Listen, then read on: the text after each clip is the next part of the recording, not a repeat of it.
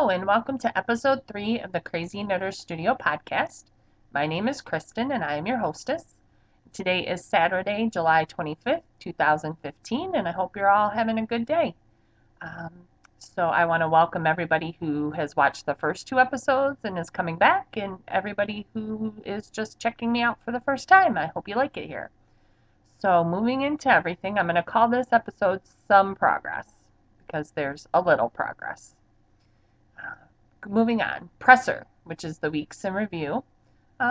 Pretty normal weeks around here. My mother-in-law has been in town from Las Vegas for about a week. She left this morning. My husband's cousin passed away, so the funeral was on Tuesday, so she came into town for that. And she stayed with us last Thursday when she came in, Friday, Saturday, and then on Sunday she went to my husband's other cousin's house to stay to help with the preparations and everything for the funeral. So we've been spending some time with her. And then yesterday, my oldest stepdaughter and her fiance and their 2 kids came down. They live on the west side of the state in Muskegon and came down to visit. So we all went out to dinner, which was nice. And Clark's enjoying having his nephews around, which it's always weird. My oldest step grandson is only 5 months younger than my son. So it's a little strange, but yeah, that's the way it works when you have blended families sometimes. So the only out of the ordinary thing besides that has happened is I pulled into work Thursday morning and there's no power. We can't even get upstairs because we have to scan badges to get into the stairwell. And with no electricity, you can't scan the badge. So we finally got a hold of somebody and they came down, opened the door so we could at least get upstairs. And then, my boss is sitting there and we heard that there was a fire, and it was a fire in some substation. And it was a pretty extensive power outage. So my boss just said, "I can work from home, go home." So I went home and had a work from home day, which I love work from home days. I came home. It takes about 10 minutes for my computer to connect when I work from home. So I went upstairs, I put my pajamas back on, got comfy, and just worked from home. So I would do it every day, but I tend to be a hermit anyway, and I would probably never leave my house if I worked from home every day, except to pick the boy up from school. So it's probably a good idea that I don't work from home. And lastly, I would like to say thank you to Andrea from the Cat Lady podcast. She gave me a shout out in her episode this week, and I really appreciate it. So you should go check her out. She's on YouTube, and I will put the link in the show notes. I love her podcast. She does lots of cool things: sewing, knitting, spinning, all the things. So that's why she's the Cat Lady. Craft all the things, CATT. So, which I think is really cute. So go check her out. So moving on, touchdown. FO. No FO. Bad podcaster, but I'm not expecting to have any FOs for a while. Because right now I have one first down, one whip, and that's the Spider-Man blanket for Little Man. So the pattern is called Spider-Man Blanket by Ann M. I'm using size 8 needles. The yarn is Red Heart Super Saver and Cherry Red and Royal, and Karen Simply Soft and Black. And as I said on my last episode, I had to rip back quite a ways because I made a mistake, and somehow the increases that make up the web part of the blanket got all messed up and offline, and it was driving me nuts. And I knew it would drive me nuts. Clark will not care, but Mommy cares. So I ripped it back, and I am almost caught up to where I was before. I have not had much knitting time the last couple of weeks. I've been very, very tired for some reason. So at night, I've been falling asleep with Clark at like 8:30, 9 o'clock. And like my husband will come in his room and be like, "Are you coming to bed?" And it's 11. And I'm like, "Oh, yeah, I guess I'm going to bed now." So, and I've not been getting up in the morning. I usually try to get up early and work out and watch some TV and get some knitting in. So I'm usually try to be up by 4:30, 5 o'clock in the morning. In the last few weeks, that has not been happening. I don't know why I'm so exhausted all of a sudden, but so the knitting time has been cut significantly. But here I am. So the safety pin is where I rip back to. And then this, so I have 2 more rows in the blue, and then I'll switch to the black for the 2 more rows, and then move on to the red. There's 480 some stitches on the needle right now. I think it goes up to 600 stitches. Not quite sure. It's getting there slowly or surely. My son, last Sunday, we were playing a game, and I'll sometimes, depending on what we're playing, we'll knit while we're playing, and he's like, "Mommy, knit my blanket." Like, "Yes, sir," whatever you say, sir. And then my husband was like, one night I was knitting, and he goes, "Isn't that thing done yet?" "No, honey, obviously it's not done yet." "Thanks a lot. Love you too." I always say, "Well, you cook dinner and I'll knit, and then, I'll finish it faster." But he doesn't buy that. I don't know why. Oh well. So turnovers, which are mistakes, and this isn't really a mistake, but I tried to cast on for my Grrlfriend Market Bag, and here it is. Obviously, it is not cast on. The cast on is a circular cast on, which I looked up a video on YouTube. It was a great video. It was very clear. I just can't do it. I don't know why. I'm not a crocheter. I knit English right-handed. I'm a thrower, but I am left-handed. So I would think that I would be able to do this, but it's really, really difficult for me. I tried. I kept trying. I was able to get 1 loop on the needle, but that's it. So I'm going to try again. Never quit. Quitters never win. Winners never quit, right? So we'll see how it goes. I'm not too concerned about it at this point, but I do want to learn how to crochet, but I don't know. For me, even though people say it should be easier because you hold the yarn in your left hand, being left-handed, I want to hold the crochet hook in my left hand, like a pencil. So I don't know. We'll see how it goes. I'm going to keep trying, like I said. It was early in the morning yesterday when I tried to cast it on, and, you're not always your best at 6 o'clock in the morning, so we'll see how it goes. So, next up, and this is going really fast, so this might be a very quick episode this week, training camp or future projects. So the first one is the Wild Goose Shawlette by Paula Emons-Feessle of the Knitting Pipeline podcast. Here it is. So it's a really cute little shawlette, garter stitch. It's got some lace, and she designed it specifically to go with highly variegated yarns. And I have one highly variegated yarn fingering weight in my stash that I've not been sure what to do with it. So this might be an idea. So I believe it's $5 on Ravelry. It's relatively cheap, like all of Paula's patterns. I've never knit any of hers, but I heard they're wonderful. So I am going to give that one a go. And then it's not really a future knitting project, but I have a future need to work on project, which is I designed earlier this year 4 cabled dishcloth patterns. So I want to get those typed up and put on Ravelry as free patterns, but it's one of those things I put it on my to-do list every day, and my phone's ringing. Sorry. Nobody ever calls our house phone except for telemarketers, so I don't answer it. So I want to type them up, put them up for free on Ravelry. Like I said, they're not really a design. I took a cable pattern and put it in a dishcloth with a border. Not brain surgery here, people.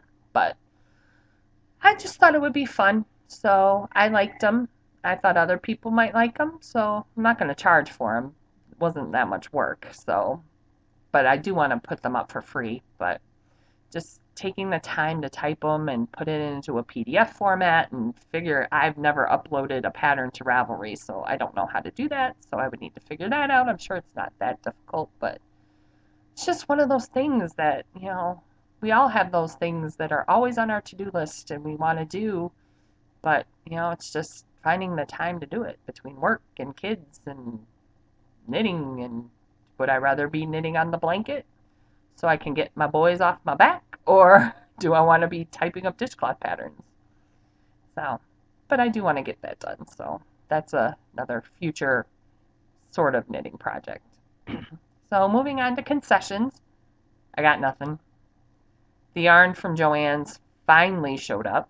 I have to send it back. I have 90 days to do that, but I want to get it done and over with, because if I don't, then I'm one of those people who I'll just keep putting it off, and the next thing I know, it's like, oh, it's got to go out tomorrow because it's the 89th day. So, but I just think it's ridiculous. It was 2 balls of yarn, and I placed the order Wednesday afternoon, and it didn't ship till Monday. And that's just crazy to me that it took forever. I will never buy anything from them ever again. I was talking to one of the ladies at work and was like, I'm used to Amazon, and it's like you place your order on Amazon and it seems like an hour later you get the email notification, hey, your order shipped. And just if the yarn would have qualified for free Prime shipping, I would have probably just bought it on Amazon, but it didn't. You had to buy something else that was Prime shipping eligible, and I wasn't going to do that. So that's why I bought it at Joann's. I had the coupon for the free, or it wasn't free, it was like $2 shipping, flat rate shipping. So I didn't think it was going to take them 5 days to ship it, but whatever. So moving on to the film room. Books, televisions, all that fun stuff. So since the last episode, I've finished one book only. It was The King's Curse by Philippa Gregory. And I've only finished one book in 2 weeks, but at the same time, it's about twice the normal size of a book that I would read. So I tried to read a book a week, but so that makes sense. It took me 2 weeks to read it, and it was like 2 books that I would normally read in a week. So it was good. I like Philippa Gregory. I know it's not probably historically accurate, but I love the Tudor time period. I always have, ever since I was a kid. And this was the story of Lady Margaret Pole. She was the niece of King Edward, and her father was his brother, George. It wasn't Richard.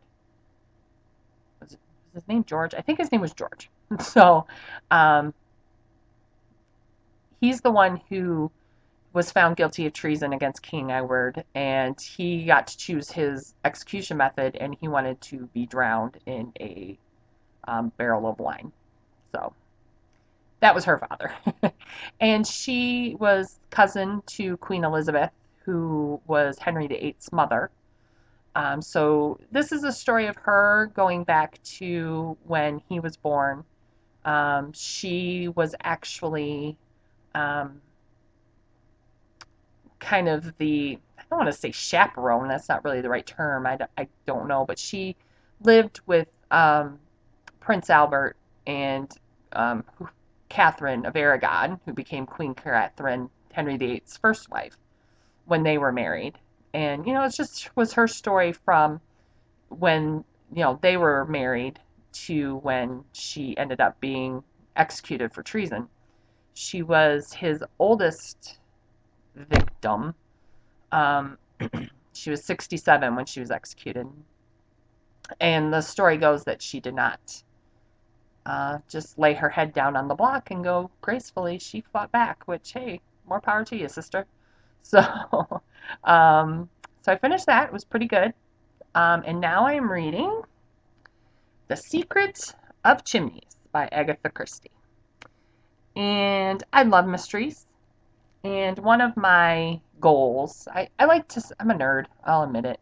I like to set little goals for myself where I'll watch, say, all the movies of a actor or actress, or for a while I wanted to collect all the CDs of certain artists.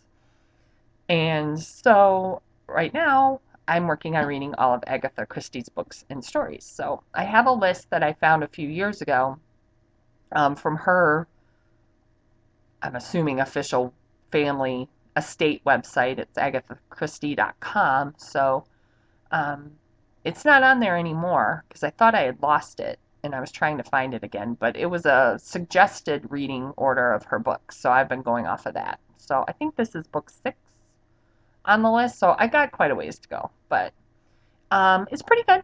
So far, I'm about 100 pages in. And here's the story. It says, little did Anthony Cade suspect that an errand for a friend would place him at the center of a deadly conspiracy. Drawn into a web of intrigue, he begins to realize that the simple favor has landed him in serious danger. As events unfold, the combined forces of Scotland Yard and the French Sûreté gradually converge on Chimneys, the great country estate that hides an amazing secret. Why were Count Stilpitch's memories so important, and what was King Victor really after? Murder, blackmail, stolen letters, and a fabulous missing jewel. All threads lead to Chimneys, one of England's historic country house estates, and a startling denouncement.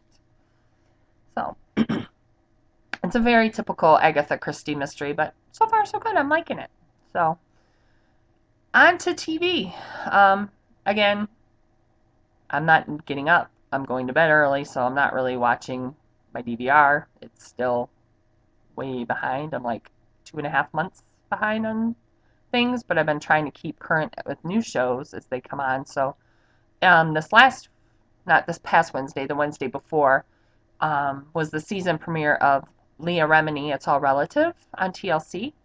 And it's a reality show of her and her family. And she was on The King of Queens. She played Carrie, and I loved that show.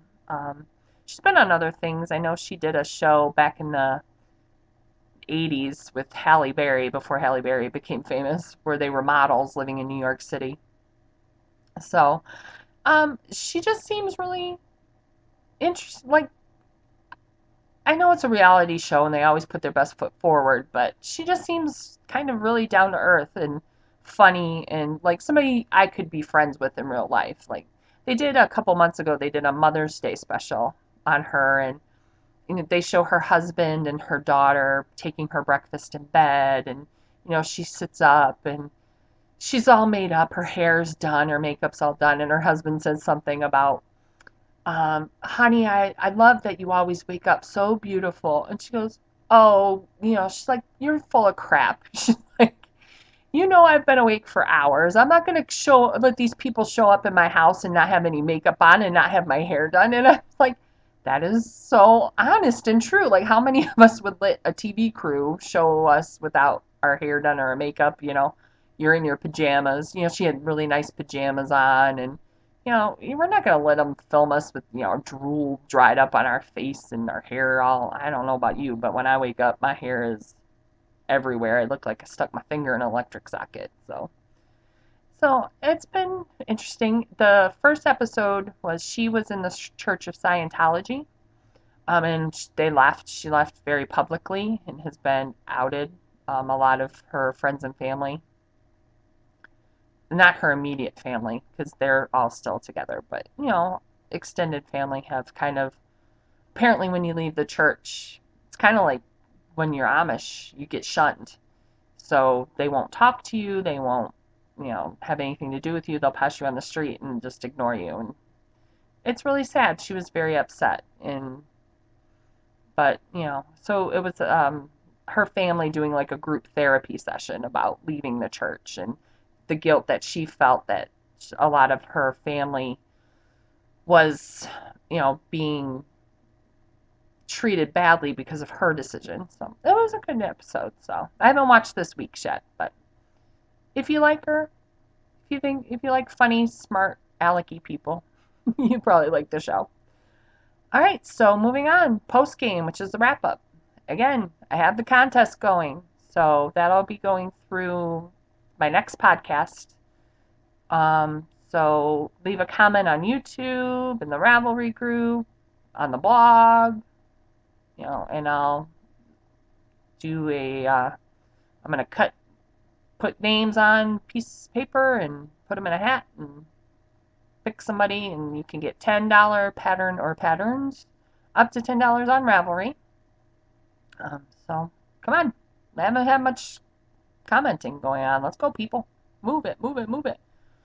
So, and you can find me on Ravelry. I'm CrazyKnittingFool. On Twitter, I'm CrazyKnitFool.